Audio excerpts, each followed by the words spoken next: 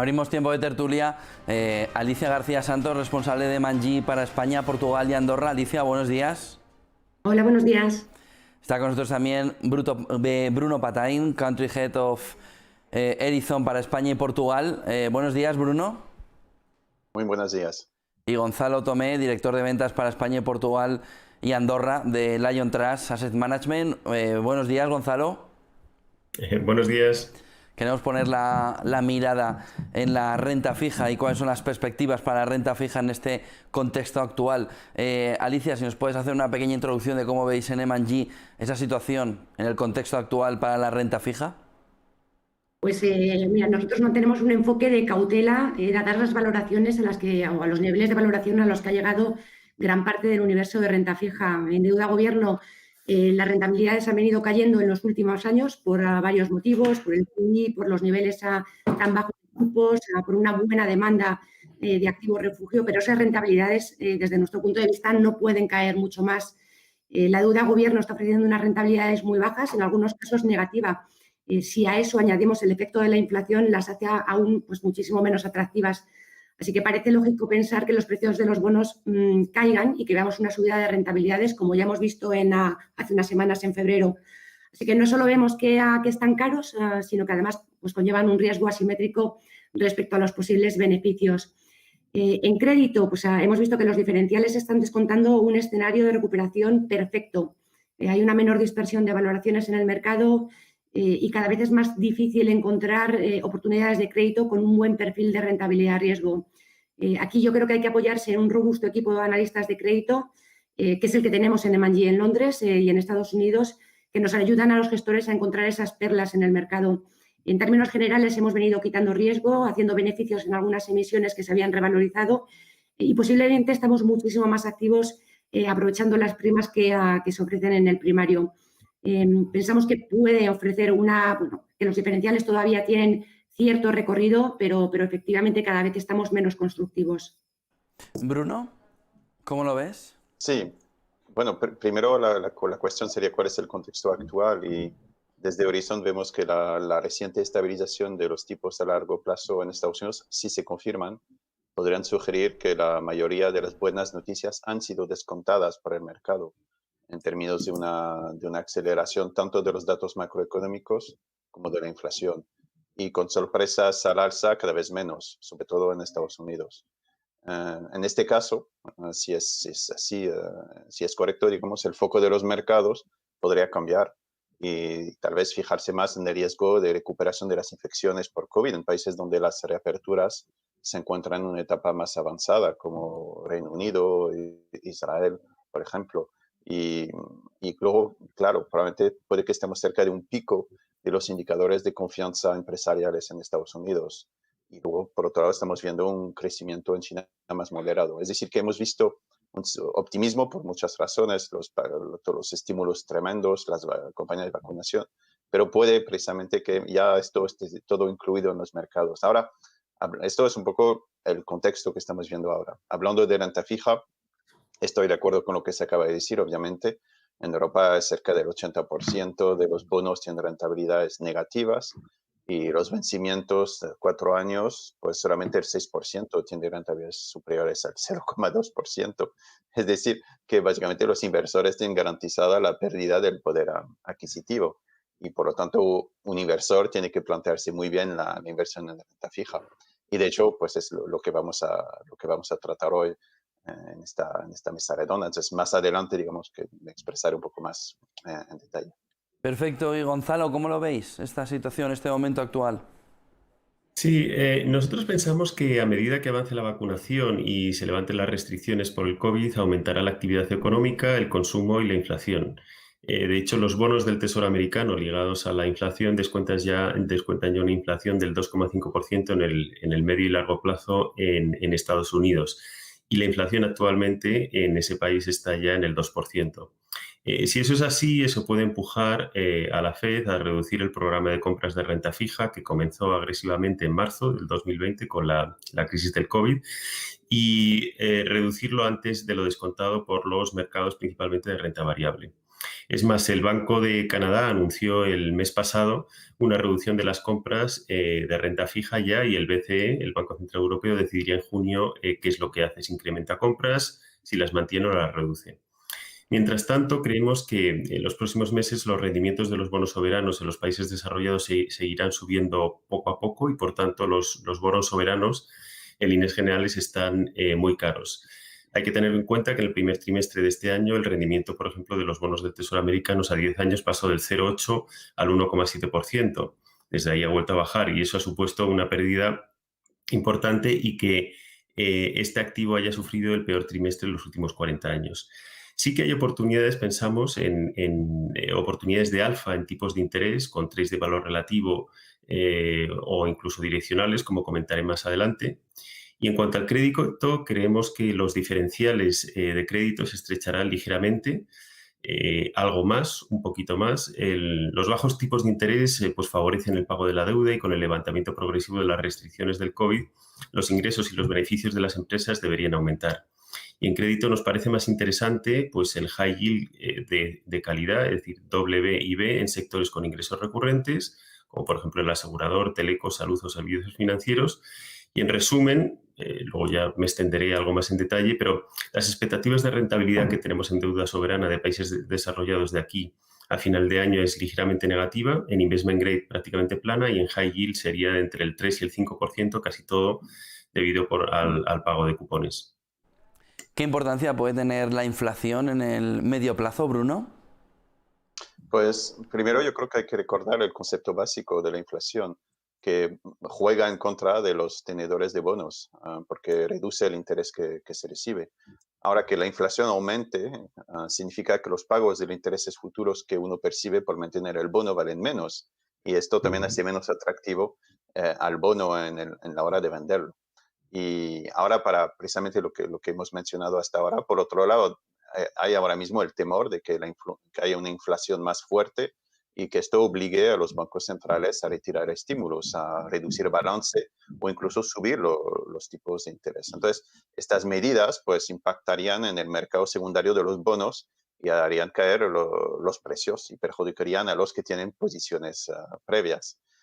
Por ejemplo, una subida de los tipos provocaría que las nuevas emisiones tuvieran que ofrecer más rentabilidad, y los bonos en circulación tendrían que reducir aún más su precio para competir con esa rentabilidad. Entonces, ahora, de nuevo, lo que hemos visto estos últimos meses, sobre todo en febrero, es que hemos visto precisamente los bonos norteamericanos moviéndose con bastante fuerza. Y esto ha provocado alarma y temores, porque si en efecto hay un posible escenario inflacionario, la posibilidad entonces de retirada de los estímulos por parte de la Fed, o algo que hasta ahora han desmentido, pero es algo que podríamos ver, porque esta política monetaria comoditicia, pues la verdad no, ha venido muy bien a apoyar los mercados para superar el tema del COVID, pero un repunte de esta tasa de inflación obviamente eso puede provocar bastante daño, digamos, en los inversores. Entonces, no, aunque nosotros no vemos, en Horizon no vemos una vuelta fuerte de la inflación, claramente en nuestros escenarios, porque hacemos más escenarios, es algo que no descartamos y lo incluimos como, digamos, un 30% por allá, una vuelta de la inflación bastante fuerte. Y luego no hay que olvidar lo que se llaman los vigilantes de los bonos, que están siguiendo de muy cerca lo que dice la Fed, y que por lo tanto pueden ellos también intentar aprovechar invirtiendo. Terminaré diciendo un argumento que puede apoyar precisamente la vuelta fuerte de esta inflación, es que estimamos que aproximadamente 5 billones, y repito, 5 billones de dólares en las cuentas de los hogares y de los consumidores. Entonces, si parte de este dinero en efecto vuelve al mercado para consumir, pues eso sí que podría impactar la inflación más de lo que podemos pensar ahora. Gonzalo, ¿cómo veis el tema de inflación y cómo puede afectar a la renta fija? Sí, como comentaba antes, es decir, los bonos ligados a la inflación americana ya están descontando una inflación del 2,5%, en Estados Unidos está ya en el 2%, y como bien decía Bruno, el riesgo que tiene un aumento no descontado aún por los mercados de la inflación es que los bancos centrales vayan poco a poco reduciendo esos estímulos. Hay que recordar que el tapering, ¿no?, el famoso tapering de los bancos centrales no supone tanto el pasar a subir tipos de interés directamente, sino que simplemente la reducción de los programas de compras, eso ya supondría un cambio de sentido en los programas acomodaticios de los bancos centrales, ¿no? Entonces, efectivamente, nosotros pensamos que probablemente ese sea el mayor riesgo, ¿no? Una inflación que no ha sido aún descontada por el mercado.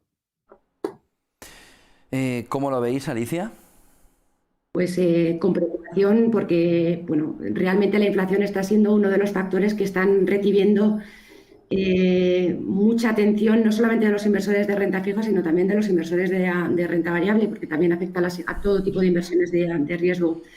Yo creo que es importante no olvidar que hace casi un año, justo antes de que tuviéramos la pandemia, los mercados estaban más preocupados por la deflación que por la inflación. Y en la economía moderna pues hay factores estructurales que han venido manteniendo unos niveles muy bajos de inflación durante décadas. Pues la tecnología, la globalización o el envejecimiento de la población son factores que claramente son deflacionistas. Hay que estar muy convencido de que algo diferente va a suceder esta vez para poder afirmar o poder preocuparnos de la inflación. Y dicho esto, es verdad que algo ha cambiado y todos los inversores están más convencidos de que veremos un entorno con mayores tasas de inflación de lo que hemos visto en las últimas décadas. El mundo en general está viendo récords de estímulo, niveles récords de estímulo, pero es un estímulo muy diferente al que vimos en el año 2008. En el 2008 no hubo políticas fiscales expansivas y esta vez tanto los bancos centrales como los gobiernos están bastante alineados, no buscan esa austeridad que buscaban en el 2008. En el corto plazo hemos visto los efectos de venir de un entorno de precio de las materias primas muy deprimidos, ¿no? Con problemas para disponer de containers, con seguramente subidas del salario mínimo en Estados Unidos, aumento de los precios de los alimentos y, como decía Bruno, con una gran cantidad de hogares que están en buena situación financiera y que quieren consumir. Entonces, todos estos factores van a empujar los precios al alza. Pienso que si vemos inflación, esta vez los bancos centrales van a dudar más a la hora de endurecer las condiciones financieras comparado con ocasiones similares del pasado. Y ya hemos visto que la Reserva Federal ha modificado su criterio, pasando a un objetivo mucho más flexible, ¿no? Mantener una media del 2% a largo plazo, lo cual les da mayor libertad para permitir tasas de inflación que sean relativamente elevadas durante ciertos periodos de tiempo. Y con los actuales de deuda, pues existe un claro incentivo para mantener los tipos anclados en estos niveles bajos. Veremos inflación, porque de hecho ya la estamos viendo, pero para nosotros lo más importante no es si habrá o no habrá inflación, sino cuáles son las expectativas de inflación. Gonzalo, ¿cómo veis el binomio rentabilidad-riesgo en la renta fija? A ver, bueno, como comentaba antes, las expectativas de rentabilidad que tenemos en deuda soberana de países desarrollados de aquí al final de año es ligeramente negativa. En investment grade es plana prácticamente y en high yield es donde vemos más oportunidades con unas rentabilidades en torno al 3, al 5%, pero principalmente por el pago de cupón, no por otra cosa. ¿Cómo lo veis, Alicia?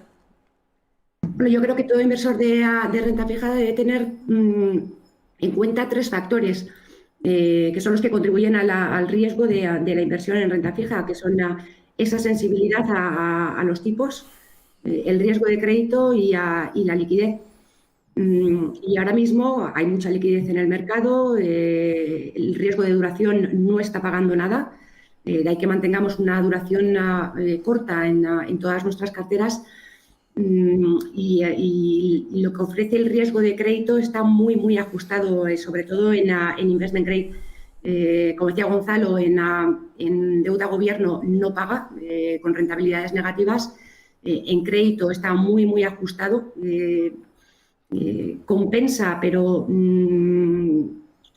bueno, de manera muy ajustada. Y en high yield todavía sí que vemos, e incluso en emergentes también vemos que el riesgo sí que compensa. O sea, que las rentabilidades sí que compensan por el riesgo que pide el mercado. ¿Bruno? Sí, la verdad, totalmente de acuerdo. La opinión general que tenemos sobre la renta fija es neutral.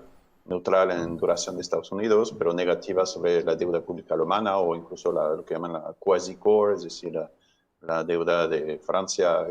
Tenemos en periferia una visión neutral también, donde estamos positivos en lo que ha mencionado Gonzalo y Alicia, en efecto, en high yield, duraciones cortas, por ejemplo, en high yield, y en emergentes también somos más positivos, y en grado de inversión, pues, bastante neutral. O sea que estamos alineados en cuanto a opiniones. Yo, si me lo permites, añadiría que lo que estamos viendo es que el mercado está obligando a los inversores a asumir cada vez más riesgo para obtener rentabilidades. Entonces, el inversor debe estar bien asesorado y debe tener las carteras bien construidas de manera muy diversificada y con una visión de medio a largo plazo. Y siempre de acuerdo a su perfil de riesgo.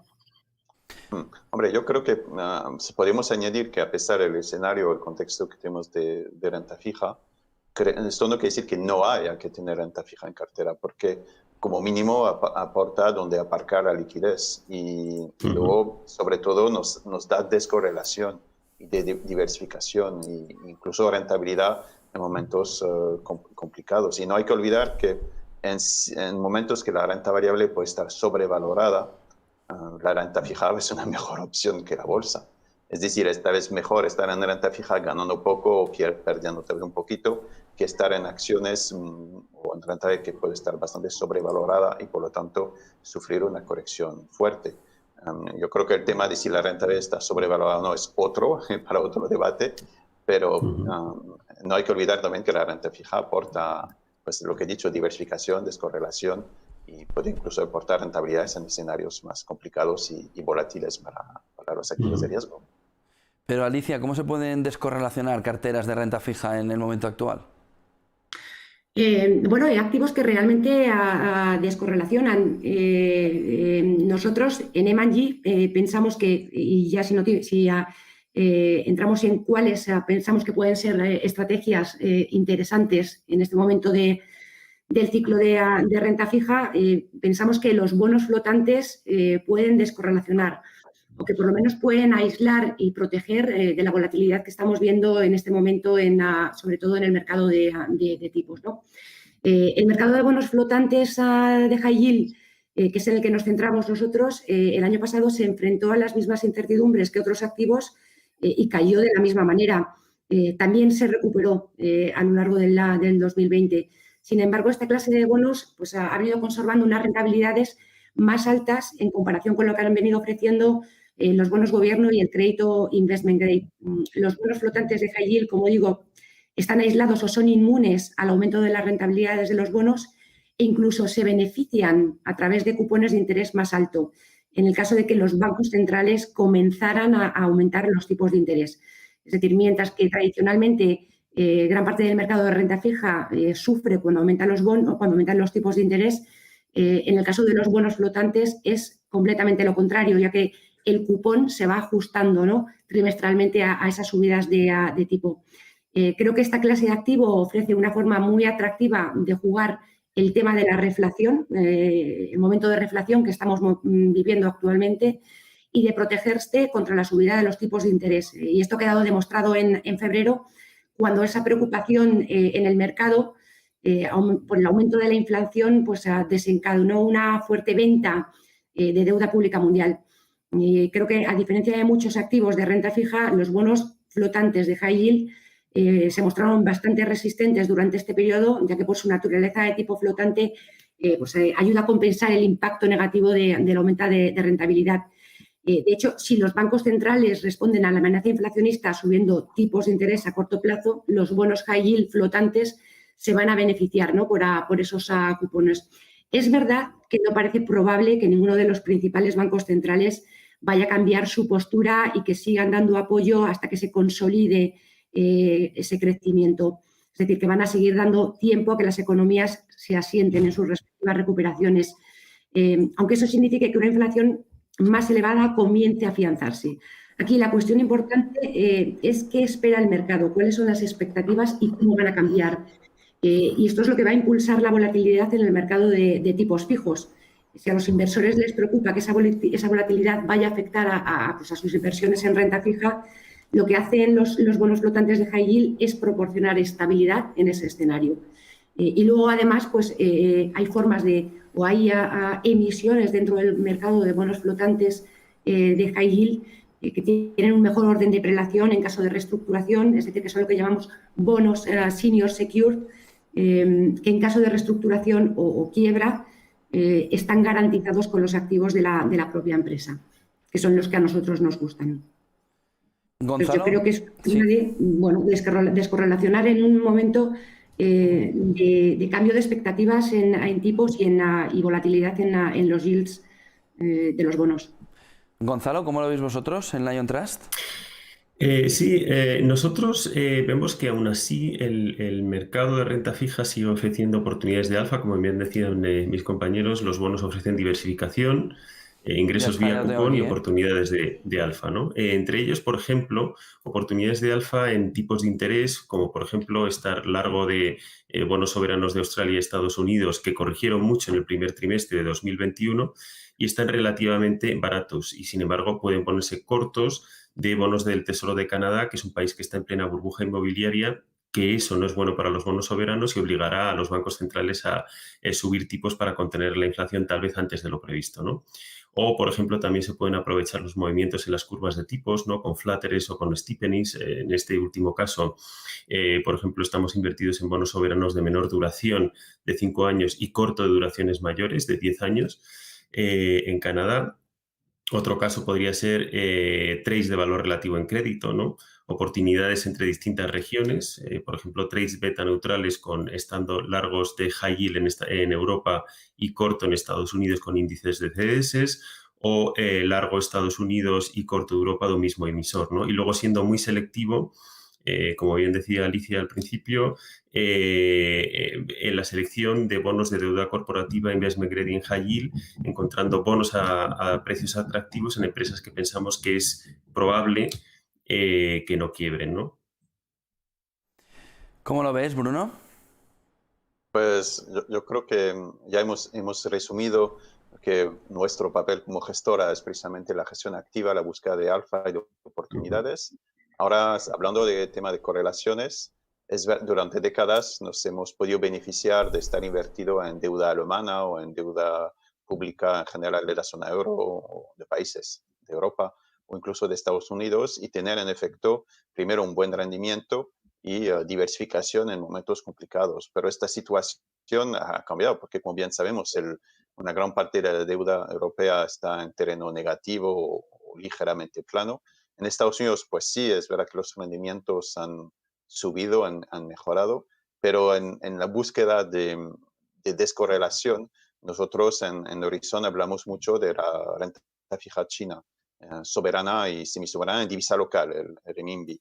Y el hecho es que si miramos desde la aparición de esta clase de activos en China en 2004, si cogemos cada mercado bajista o cisnes negro, es decir, desde el 2008, la crisis de emergentes, la zona periferia 2018 o el COVID, es un activo que ha dado muy buenas rentabilidades. Es decir, que ha dado o que da de verdad diversificación y descorrelación. Claramente, correlación negativa con renta variable y muy baja con la renta fija emergente y a veces incluso negativa con la de la zona euro. Con lo cual es un activo a considerar aún poco conocido, porque hasta hace poco era difícil invertir en este mercado, pero tiene rendimiento atractivo, tiene diversificación, un rating alto y sin asumir demasiada duración. Estamos hablando de una duración de 5 años. En fin, esto es una clase de activos en el cual en la casa nos especializamos y que estamos viendo cada vez más inversores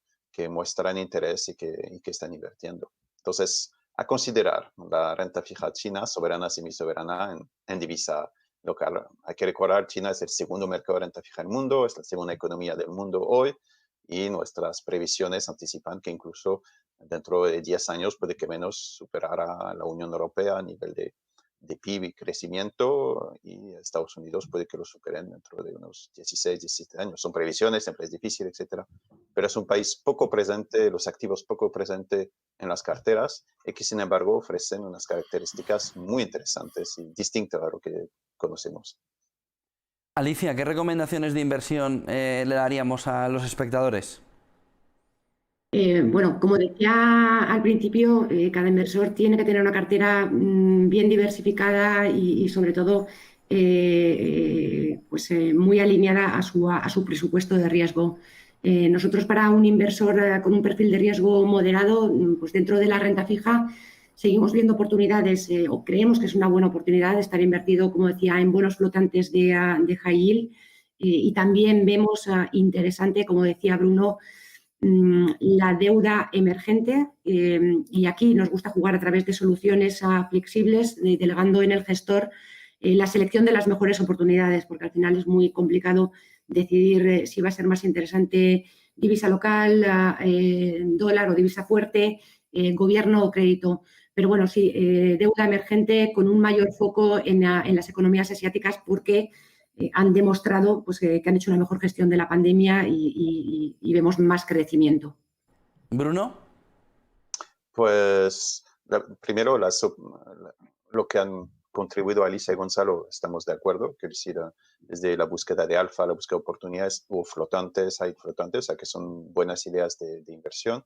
En la casa, como he mencionado, nosotros recomendamos considerar la renta fija china, de nuevo, porque está muy poco presente en las carteras, sin embargo está siendo incorporado por los grandes bancos centrales, por los grandes índices de renta fija también.